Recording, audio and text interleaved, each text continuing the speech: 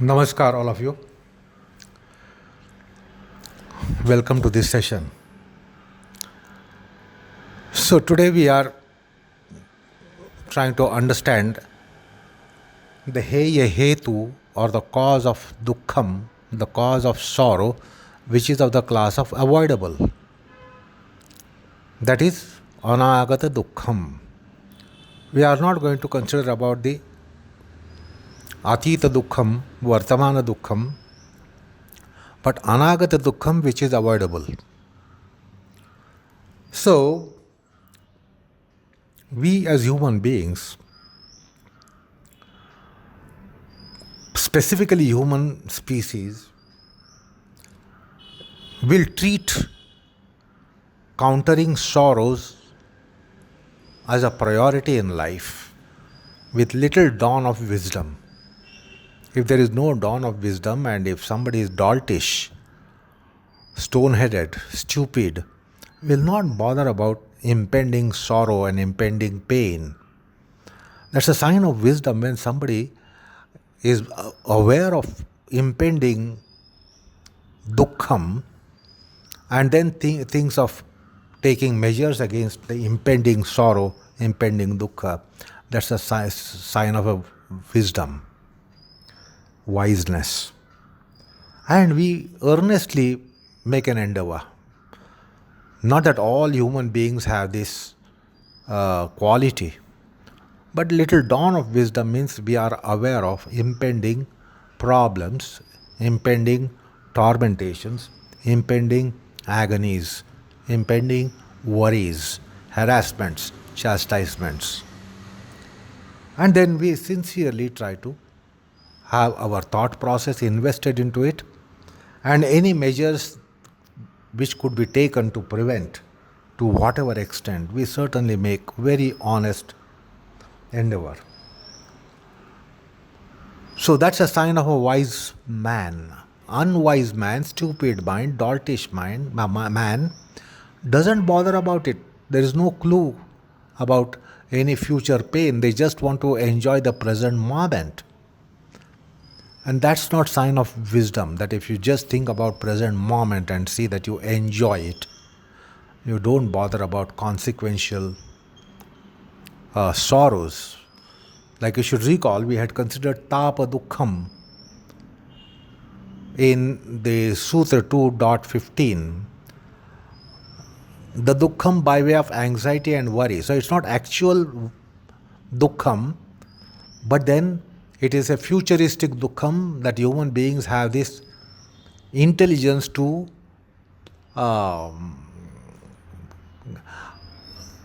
identify it. And then we are agonized by any worry that is going to come in an impending time. We have anxiety and worry. This is typical to human psyche, that we have worries for a future that we have. This is not the case of subhumans. They don't have this fear of the future. So that we had seen the pa-duhkha in that sutra.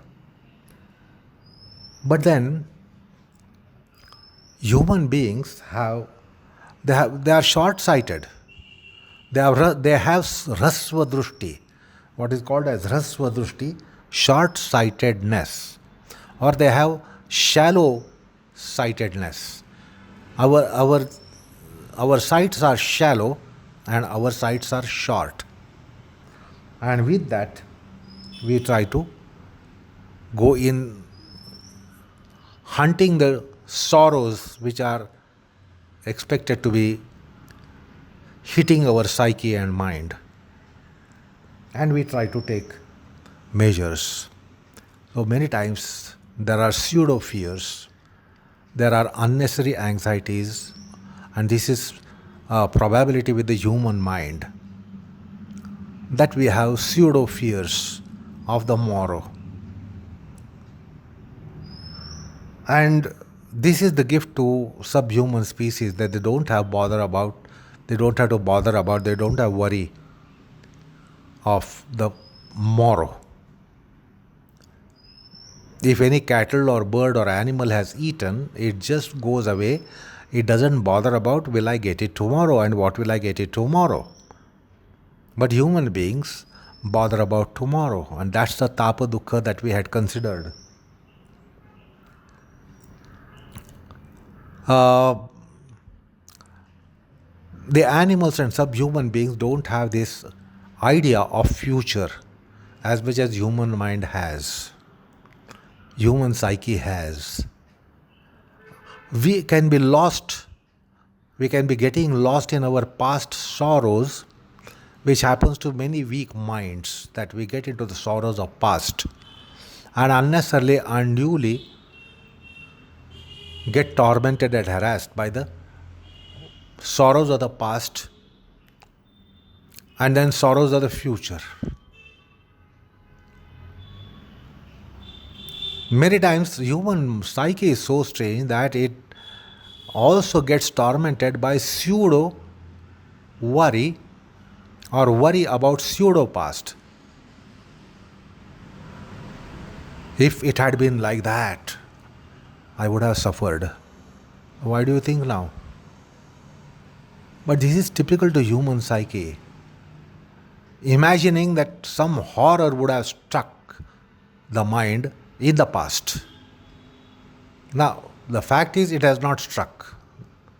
But then, if it had struck, and now we are unnecessarily under fear, and this is typical to human mind and not to subhuman minds. They don't have that at all. Then, pseudo fear about the future. If it would be like that, what will happen? So we have pseudo fears of future, pseudo fears and agonies of the agonies about the past, which is a pseudo past, imaginary past, imaginary future. So the human beings, because they have this faculty to think about the future, the nature has not given defense mechanism. And the human being is exposed to many calamities which are natural calamities. There is not even a slightest clue that it would happen. And we today know very well that the natural calamities like earthquakes, volcanoes, tsunamis, vortex, tornadoes, deluge, we have no idea. If it is a natural calamity, we have no idea about it. But many times subhumans have the idea. And it has been now registered as history that when the tsunami is going to hit, the animals come to know beforehand that the tsunami is going to hit the land. And in recent tsunami which struck the Southeast Asian countries, it was seen that the forests which were supposed to be hit by the tsunami, animals had fled from there. Elephants had fled from there. The beasts and animals had fled from the forest as if they had a signal that there would be tsunami, and did get the signal that there would be a tsunami soon. So human life was lost, but many of the animals saved their own life by fleeing from the site. They knew that a tsunami is going to hit here, so they fled from the site. They have premonitions about earthquakes, like dogs are said to be having. They can smell the earthquake before it takes place. A couple of hours before it takes place, the dogs have an idea that there would be earthquake, and they see that they are saved by it. Human beings have no idea until it happens. So, human beings, because they have this intelligence, they are not given this. But the nature has given those to animals and birds and insects and beasts, cattle, that they can smell a danger. And not that they keep on worrying. They just flee from that site. They evacuate that place where a danger is expected to hit. And human being has no clue. The most intelligent creature has no clue until it has happened. So, the point what I am trying to say is that we can be having worry of real calamity to come or a pseudo calamity to come. So we are tormented both by sorrows of the past and sorrows of the future, pseudo sorrows of the past and pseudo sorrows of the future. And this is one of the major factor why human being is most agonized creature amongst all the life forms.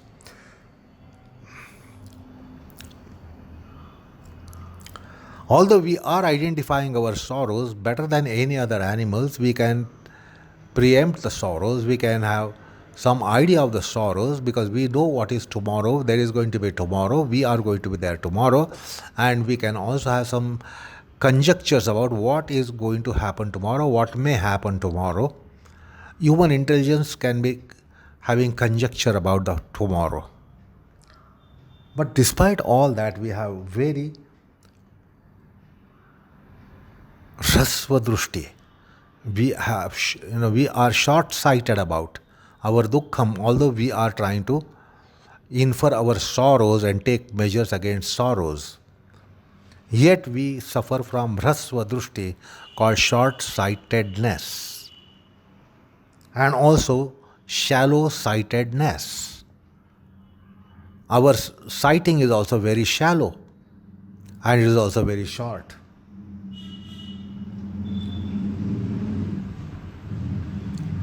And because of this, because it is short-sightedness and shallow-sightedness, we try to find out the cause of that sorrow from something around us, from people around us, from things around us.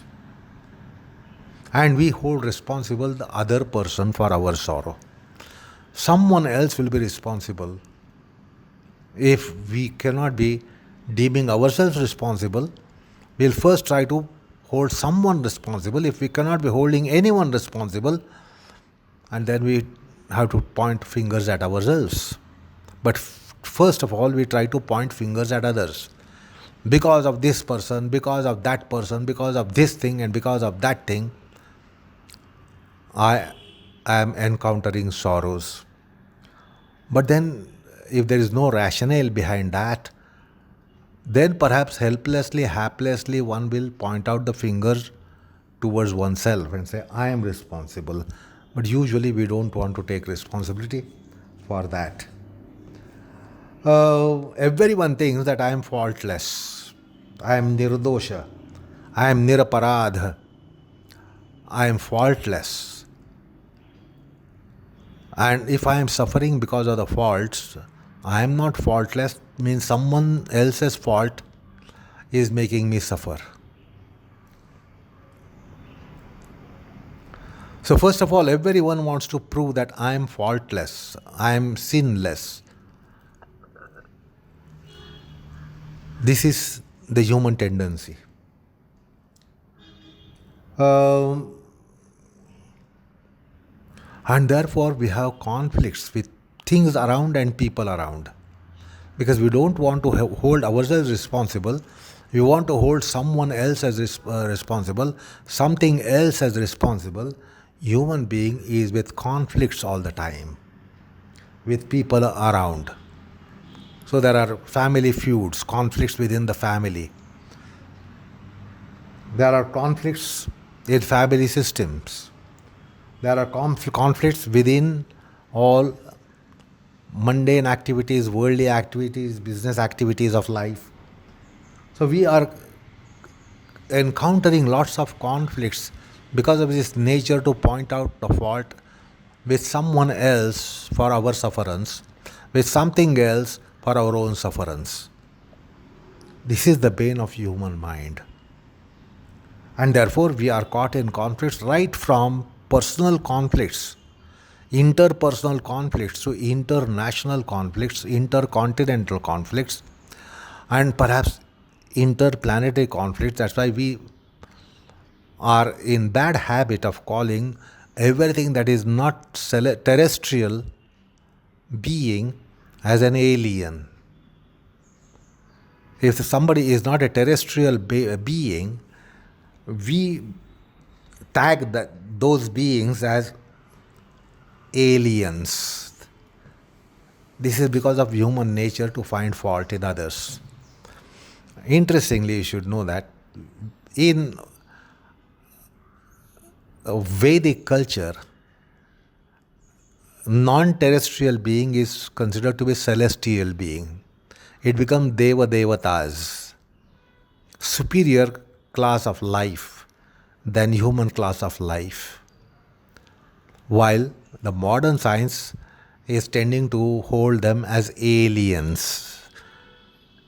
Unnecessarily, we are trying to establish enmity between the planetary being and extraplanetary being.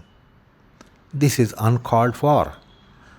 There is no need to tag them as aliens just because they are not terrestrial beings and they are extraterrestrial beings. Whereas in Vedism, they are called Deva Devatas. They are called higher kind of human forms, human beings, superhuman beings, which are deities, Yaksha, Gandharva, Rakshasa, Kinnara, etc. Deva Devatas. Anyway, so the point is we are creating conflicts because of the worry of sorrow. The cause of sorrow that we have, we are creating enemies around us. The cause of sorrow that is impending, again we try to hold something around us as responsible, but not ourselves. And that's why we are having so many conflicts in human life of our times. The point is the sorrows have countless causes. You should recall in one of the earlier sutras, we were told that the punya is the hetu behind sukha dukkha. This was the sutra that we did consider little earlier in our sessions. Te lhada paritapa phalaha punya hetutvat was the sutra. Te lhada paritapa phalaha. Our sukha and dukkha depends upon our deeds in the past, which are either of the nature of punya or apunya. The cause is in papa punya. The punya will give us happiness, the papa will give us sorrow. So it is our own deeds which are reaping fruits of the nature of papa punya, which was also one of the precepts that Patanjali gave us in the Karma Siddhanta part of the Yoga Sutras, which was just little earlier. Te lhada paritapalaha punya hetutvat.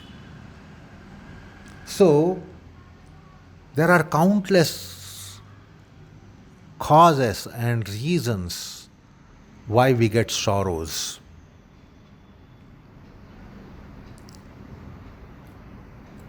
And the point is that we only turn to ourselves to point out sorrow, the cause, if we cannot point out at something which is around us and outside us.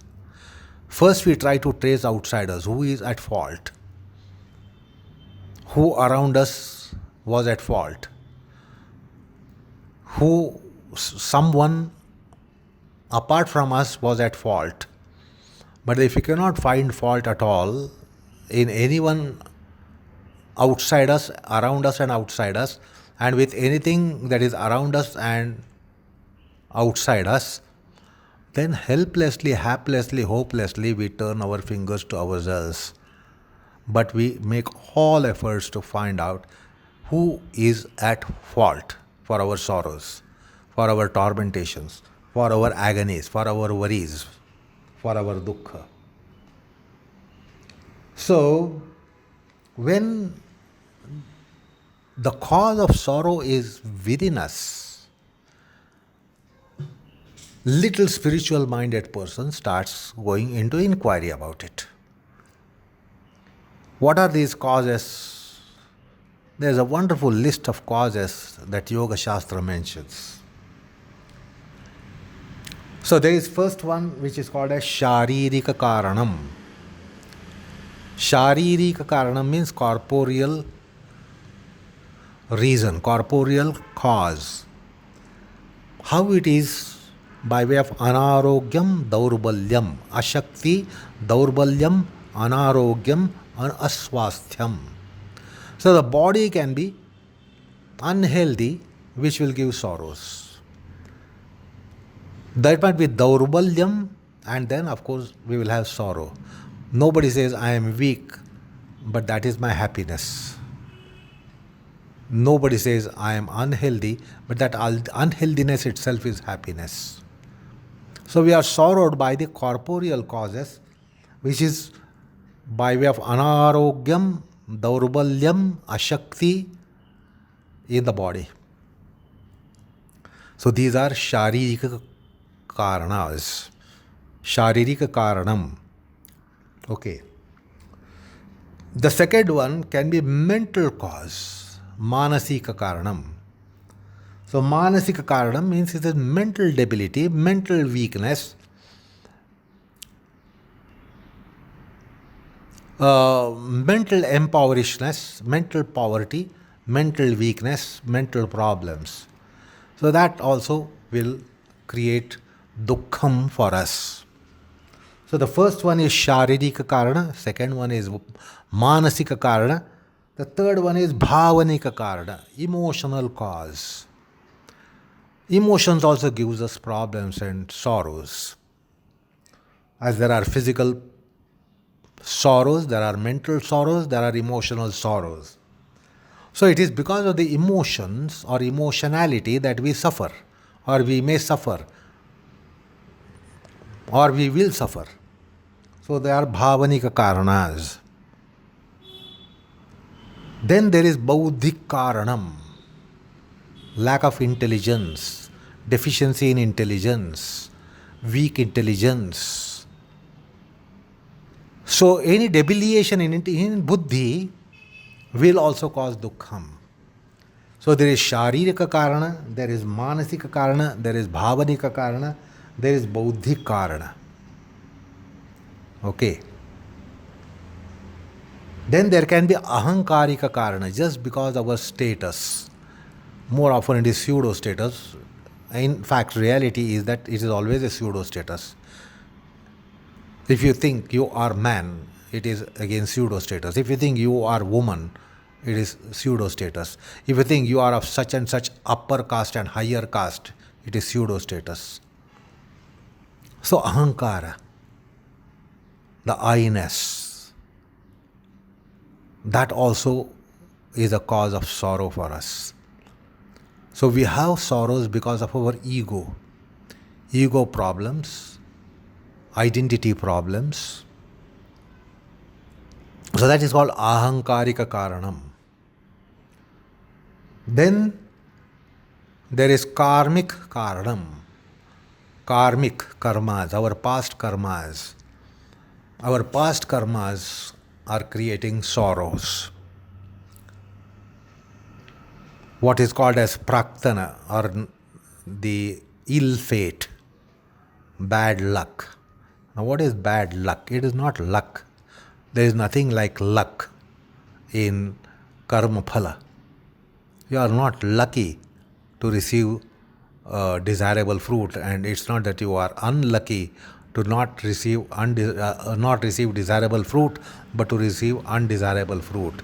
We are destined to get it. So there is a destiny. So destiny can be cause of our sorrow. That's also called Deva Karanam, destiny, Daivam.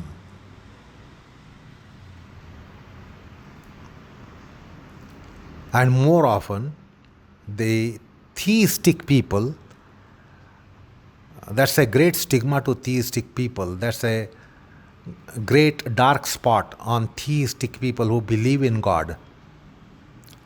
Those who believe in God perhaps will be holding that God himself responsible for the sorrows.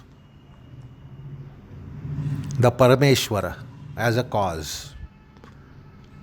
Now we know how there is ignorance of a very theistic person. They believe in God to blame the God.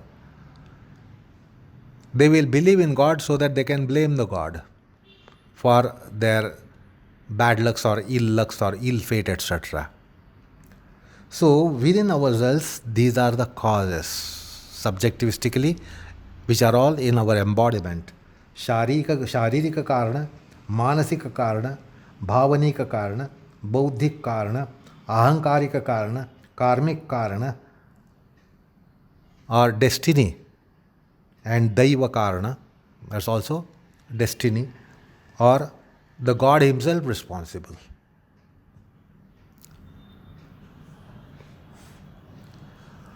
Now that's not all. Not that only these are the causes of our torments and sorrows and dukkha. There are other causes. What are these? Arthik karanam. Arthik, financial, economic factors. Because of those we have sorrows.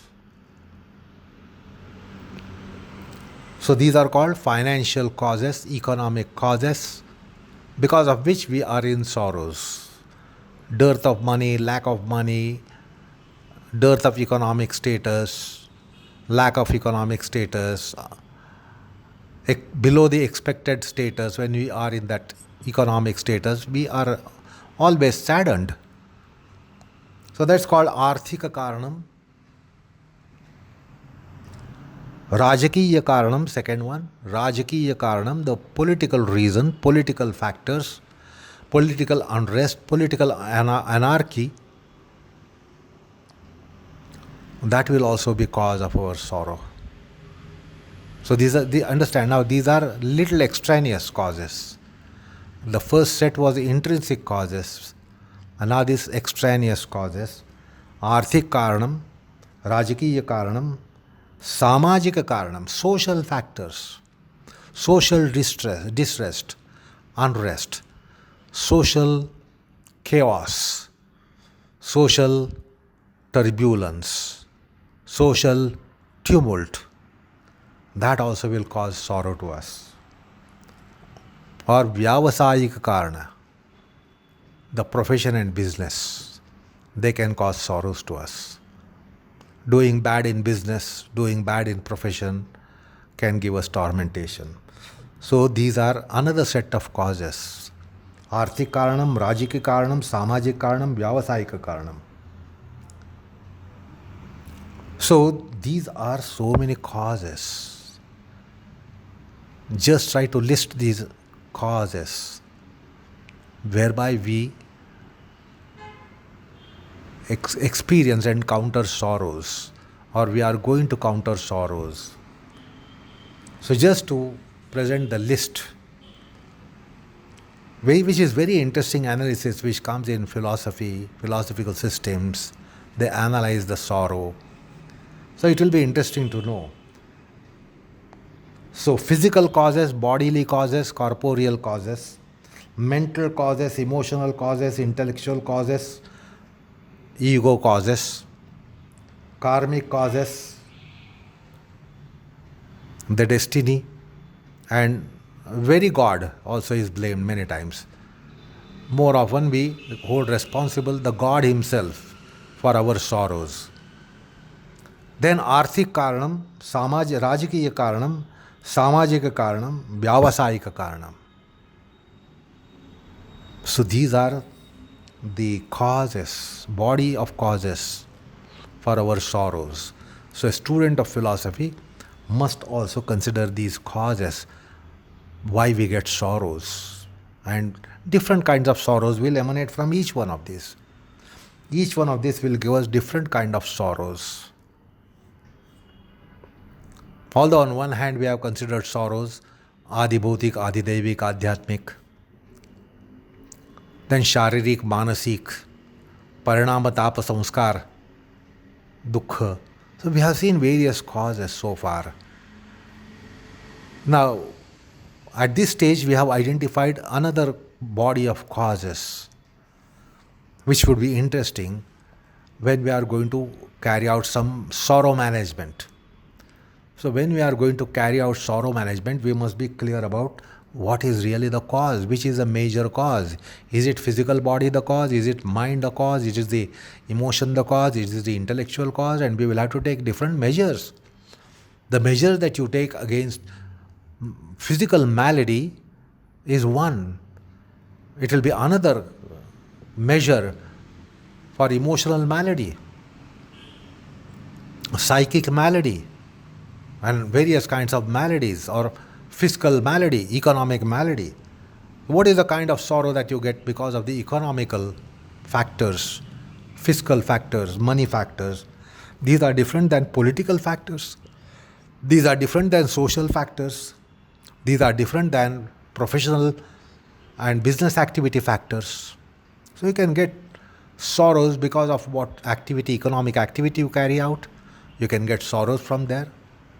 These are countered in particular way than the sorrows which come because of your own body, because of your own mind, because of your own emotions, which are relationship problems. So we will have to take different measures for all these problems which are causing sorrow for us. And that's why in philosophy this discussion has come up. And those who have not even slightest touch of adhyatma, spiritual knowledge, they can blame the divinity because they believe in divinity. And then we can understand how meaningless it is to hold divinity responsible for our sorrows.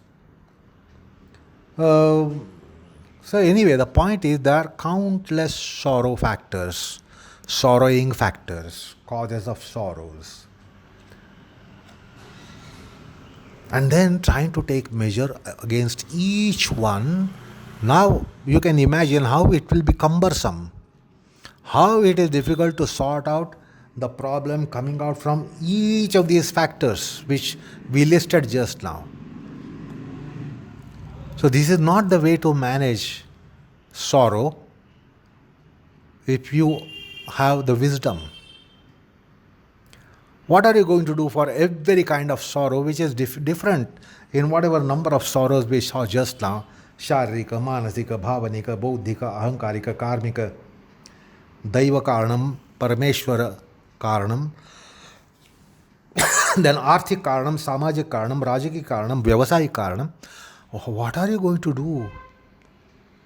So this is not the wisest way of managing the sorrows by taking every kind of sorrow and then trying to find a solution to it. So Adhyatma tells us one means. So take recourse to Adhyatma. Many of the sorrows will fall apart. You will not be tormented, although the sorrow factors are there, sorrowing factors are there, but the sorrow won't be there.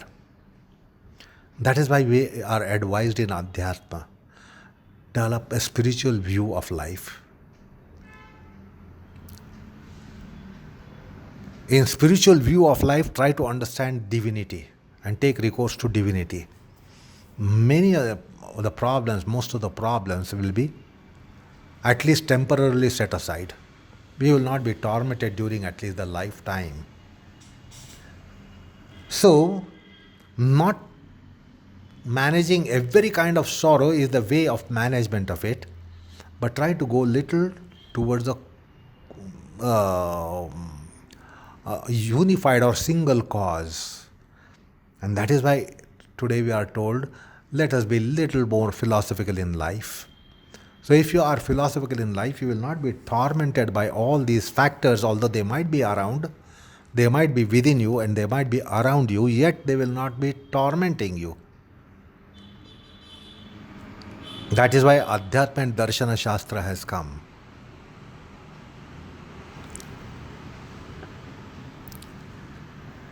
So, Adhyatma and Darshana Shastra, Yoga Shastra, Paramartha will plug most of the sorrows in one stroke or by one action.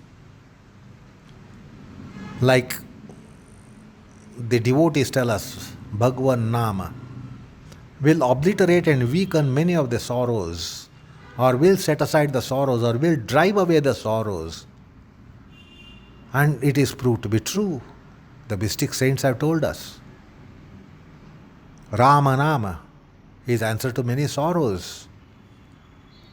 So the way of management here, understand, you get the wisdom from Adhyatma, from Paramartha and from Yoga Shastra. And without taking recourse to these, there is no whatsoever chance of sorrow management.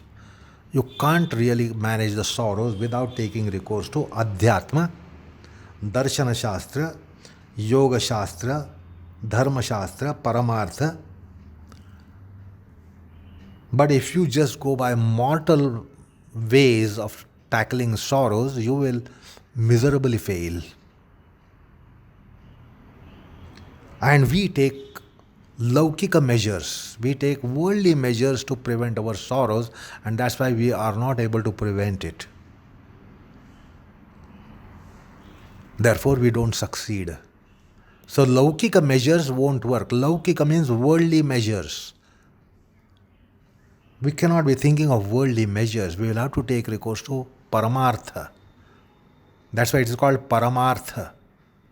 Paramartha. And that's why the wise people turn to yoga, wise people turn to Darshana Shastra, wise people turn to Adhyatma Shastra, wise people turn to Paramartha, and that's why they can be more successful in sorrow management. So, as I said, the cause of sorrow will be tapered by wisdom.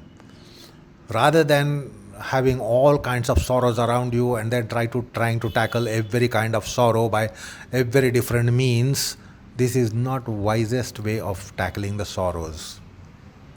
We must taper down the causes.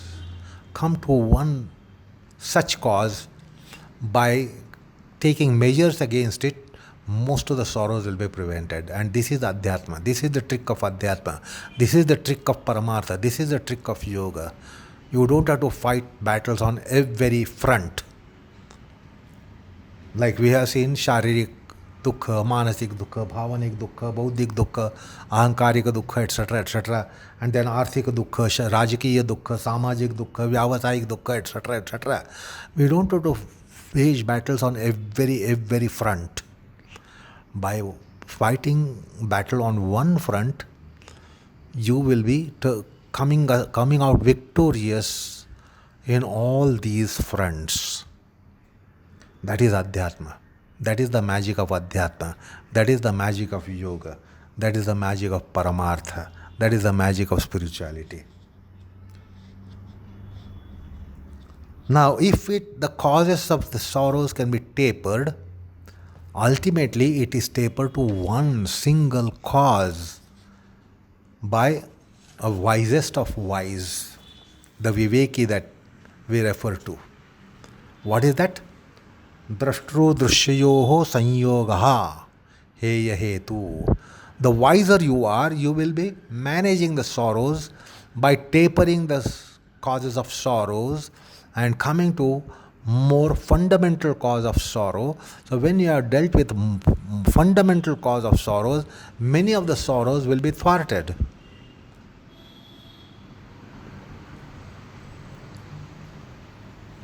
So, that is why in Adhyatma you get these mentions. Jnanat evatu kaivalyam. So, kaivalyam is really emancipation from sorrows for all times, absolutely for all times, and absolutely for any kind of sorrow. That's why it is called moksham. And that is attained by jnanam. Jnanat evatu kaivalyam. Or Patanjali says, aviplava viveka khyatihi hanopayaha.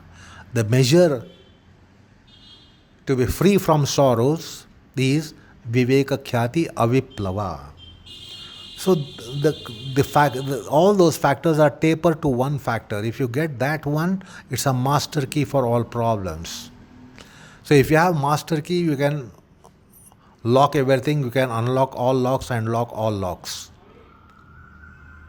So you will be locking all sorrow passages by master key. And what is that? Drashtru drishya sanyogaha. That is the one. If you block that, if you overcome that conjunction, if you can take measure against that conjunction, which is the first and foremost cause and cause of all kinds of sorrows, absolutely all kinds of infinite sorrows, then that is really the measure.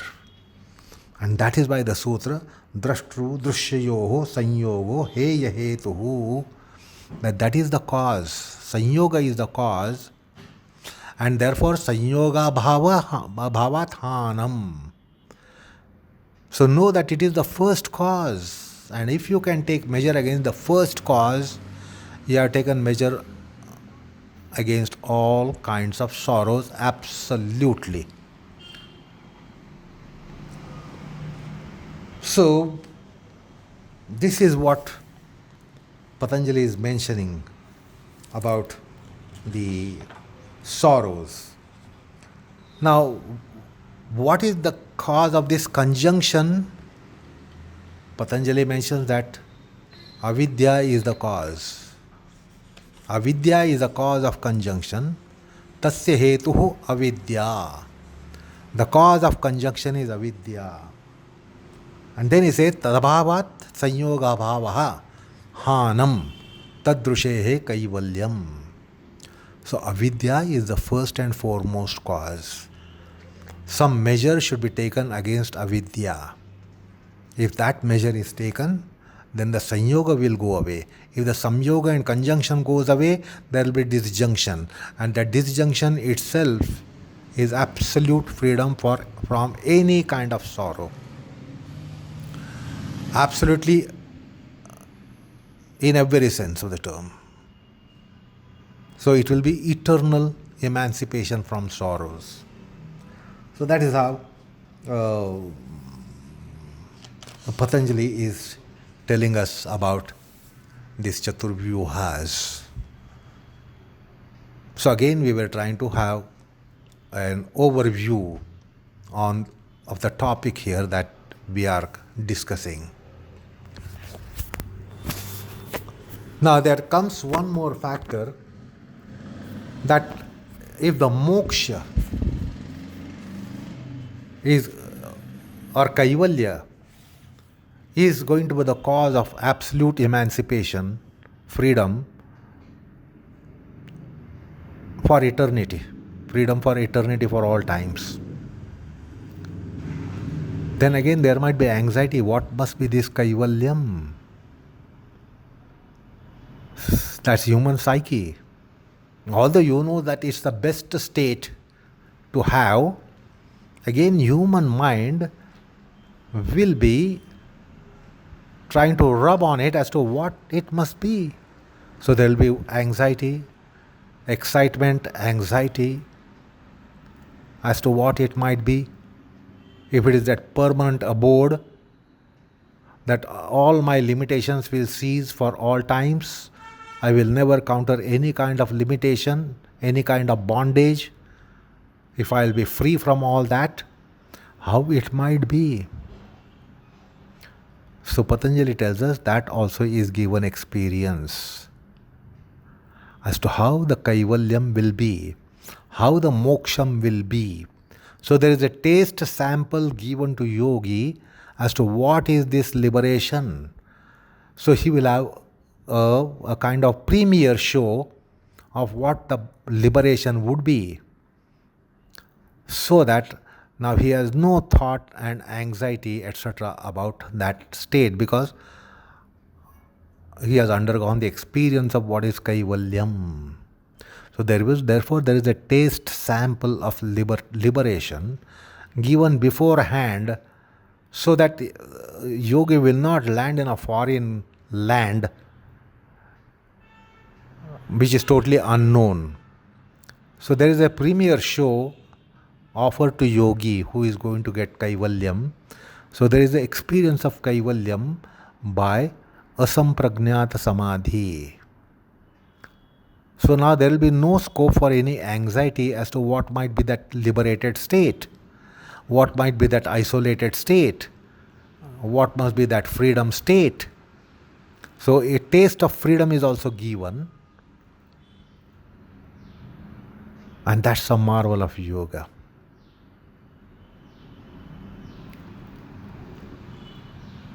See, otherwise we are excited. Suppose you are going to a foreign land, you heard about it, that's a wonderful place.